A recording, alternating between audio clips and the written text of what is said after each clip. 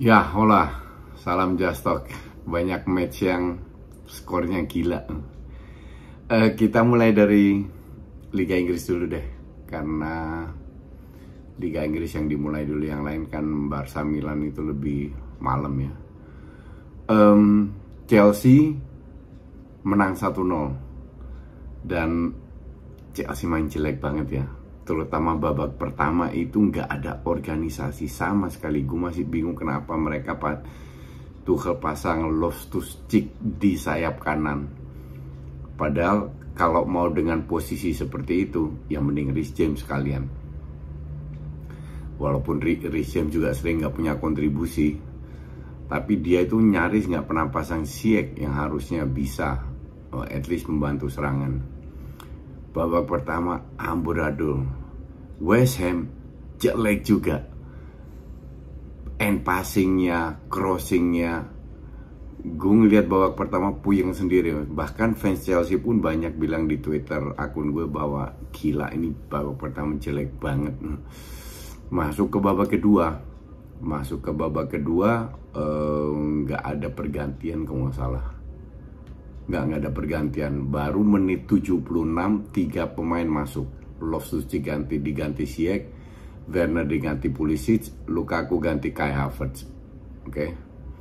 Nah, sebenarnya nggak ada hebohnya. Nah, dramanya ini mulai dari menit 86. Dawson tarik siapa lupa gue. Itu kena penalti. Jorginho ambil. Menit 87. Gue nggak habis pikir, lu itu belum menang loh. Kenapa masih ambil risiko kayak Bruno yang jalan gak jelas gitu? Kenapa lu tidak lari shoot just shoot the ball, yang penting masuk dulu, unggul dulu. Kagak masuk men. Persis kayak Bruno. Ini lebih parah lagi, Bruno masih kena tiang walaupun keluar, tapi ini bener-bener ke tengah. Menit 90 akhirnya Pulisic bisa cetak gol. Chelsea mendapatkan apakah banyak peluang? Banyak setengah dan seperempat peluang. Bukan peluang matang, nggak banyak, mungkin 1-2. Yang lain setengah-setengah semua. Karena West Ham ini benar-benar jelek, asli. Nggak layak juga fight untuk UCL.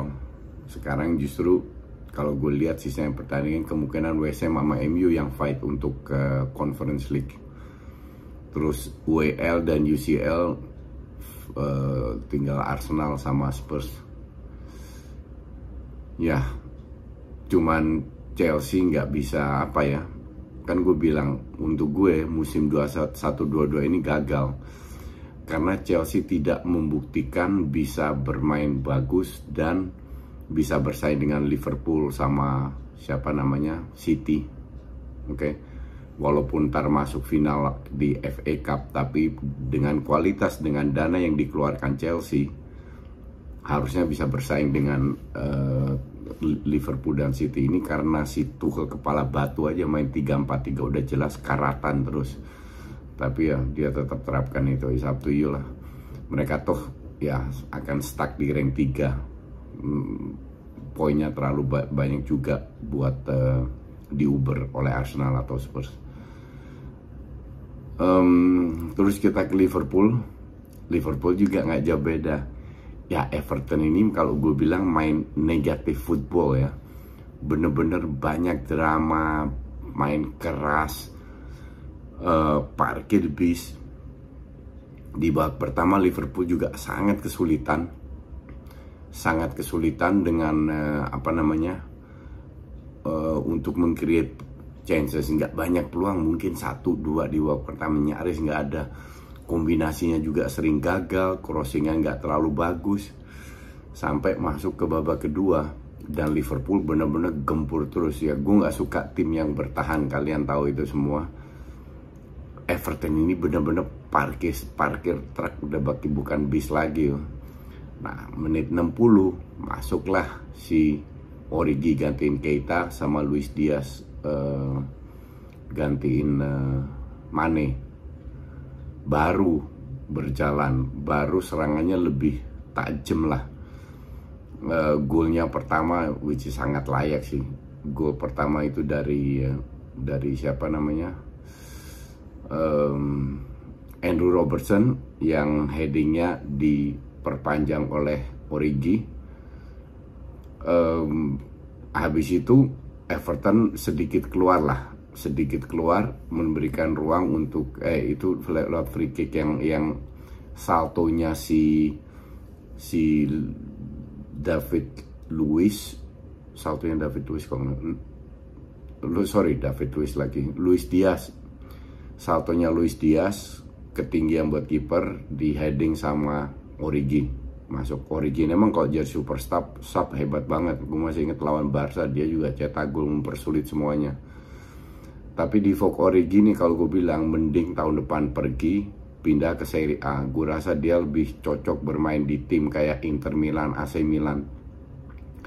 Lebih apa ya, daripada Giroud, daripada Edin Dzeko, mending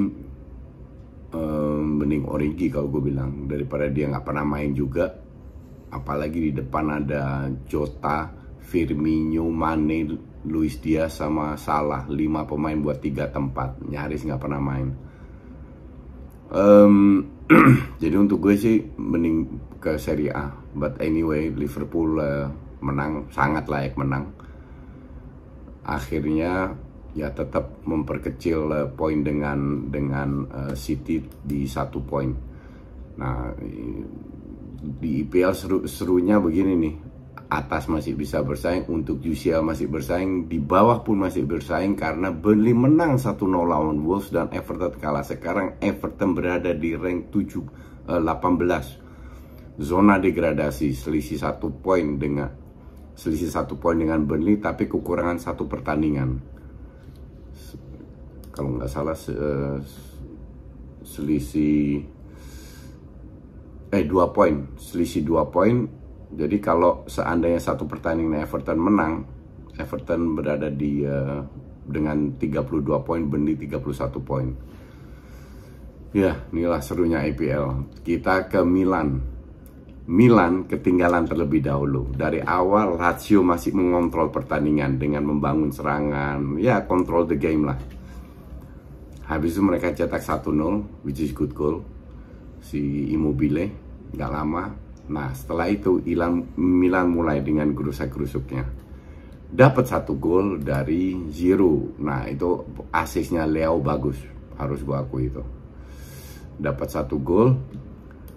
Terus pada saat terjadi 1-1, si Lazio ini udah ya nyaris nggak pegang bola, udah digempur habis-habisan dengan gaya fighting spirit yang tinggi. Benar-benar dihajar habis si siapa namanya, Lazio. Sampai golnya Tonali berkat Zlatan juga di menit 92. Jadi Milan sangat layak menang.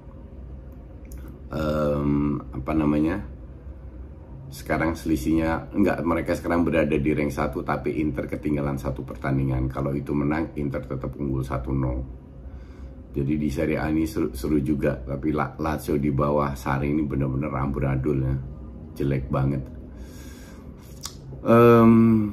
Kita ke Barca. Barca kalah 1-0, 3 kali beruntun, termasuk Eintracht, 3 kali beruntun di kandang kalah 1-0. Kalau kali ini gue bilang nggak layak kalah, karena they create many chances, banyak peluang, cuman finishingnya jelek banget. Salah satu yang itu mereka dalam 90 menit ya, itu praktis dapat 1 peluang ya gol tadi, walaupun golnya keren. Kalau gue bilang salah Ter Stegen, tiang pertama itu harus untuk kiper. Nah, peluang kedua itu kena tiang itu di menit 90 plus injury time-nya 11. Nah, ada masalah apa dengan Barca? Kalau gue bilang itu lini tengah. Frenkie de Jong itu dipaksa untuk jadi attacking midfield. Dia itu bukan killer. Dia itu juga nyaris nggak cetak gol untuk Ajax, untuk timnas Belanda. Tugasnya Frenkie de Jong, kekuatan Frenkie de Jong adalah mengorganize di tengah. Nah, di sana itu ada Busquets. Busquets gue bilang, ya, biang keroknya, salah satu biang kerok yang bikin 3 kali kalah beruntun itu Busquets. Kenapa? Karena sirkulasi bola itu semua dari Busquets. Frenkie de Jong terlalu ke depan terima bola. Crossingnya Busquets jelek hari ini. Dan dia terlalu lambat, terlalu sering main aman, dikit-dikit passing ke belakang, bukan berani maju ke depan. Nah, kalau Frenkie de Jong berada di posisi itu, Frenkie de Jong akan lebih sering ke depan daripada Busquets. Cuman dengan gak adanya Pedri, si Xavi gak banyak pilihan juga. Akhirnya Nico dimasukin. Gue bilang Busquets Busquets ini udah habis. Nggak musim depan nggak akan bisa ngangkat Barcelona lagi. Ini yang bikin gue agak bingung. Oke, Kessie dateng, Kessie bisa banget, tapi lu nggak bisa kalau mau ya even box to box pun untuk Frenkie, dia itu susah cetak gol, sesimpel itu. Kalau lu mau memanfaatkan Frenkie de Jong, pasang di posisinya Busquets atau box to box lah. Main 4-2-3-1, Kessie ya main dia sebagai box to box, Kessie sebagai DM, baru mungkin lebih berjalan, bukan dengan Busquets yang lambat ini. Visinya masih oke, passing jangka pendek Busquets oke, tapi masih lambatnya inilah yang membuat serangan supply ke depan stuck. Nah, sementara kalau bola di depan, Ferran Torres jelek, Aubameyang nggak dapat supply, ngandelin Dembele semua, sama Alba. Dembele juga nggak jelek nggak itu. Nah, pas di babak kedua diganti semua. Akhirnya pertama kali kalau nggak salah Ferran Torres diganti, masukin Depay, Dembele digeser masukin Depay. Nggak lama kemudian Adama masuk, Dembele digeser ke kiri. Tapi itu bola emang nggak mau masuk. Bahkan Luuk de Jong main. At least match ini masih agak mending daripada terakhir kalah lawan siapa, Cadiz atau siapa lah di kandang itu. Itu parah bener. At least sekarang masih ada fighting spirit lah. Tapi yang jadi masalah di Barcelona dan itu belum diatasi Xavi adalah lini tengah. Itu nggak bisa mengatur serangan. Xavi sama Frenkie de Jong terlalu ke depan sehingga Busquets sendiri di belakang jadi tambah lambat lagi. Nah, semoga Xavi sadar dan ini harus diatasi. Kalau nggak bisa lepas nih rank 2. Oke, midweek ada Champions League. Jadi gua hari Selasa bikin preview Champions League. Thanks for watching.